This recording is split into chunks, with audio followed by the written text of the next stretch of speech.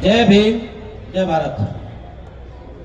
यहाँ पर उपस्थित सभी मातृशक्ति और समिति के पदाधिकारी, मेरे युवा साथी, सभी को मैं जय भीम करता हूँ।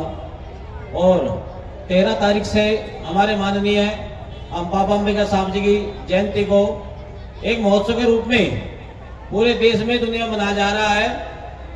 बाबा साहब का जो चरित्र है, जो उन्होंने देश के लिए किया है, ऐसे महापुरुष कभी कभी पैदा होते हैं। उनके 56 डिग्री उन्होंने प्राप्त करी थी, जो असंभव है किसी भी आदमी के लिए इतनी पढ़ाई करना देश और विदेश में जाकर। और मैं सभी को ये कहना बताना चाहता हूँ कि बाबा साहब के कदमों में सभी चलें, अपनी आने वाली पीढ़ी को ऐसे संस्कार दें जैसे बाबा साहब जैसे और हमारे बच्चे संस्कार लेके बढ़े, देश के लिए काम करें, धर्म के लिए काम करें, समाज के लिए काम करें।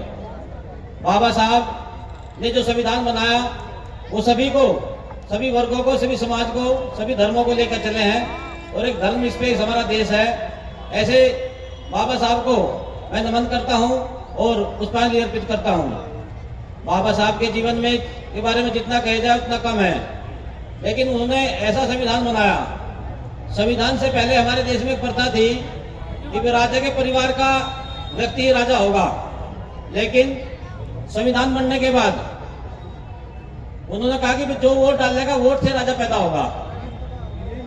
तो जब ये नियम उन्होंने कानून बनाया, क्योंकि सरकार बनते ही कानून मंत्री बने थे देश के पहले, तो कुछ लोगों ने ऐतराज किया, भाई मत का अधिकार केवल पढ़े लिखों को मिले।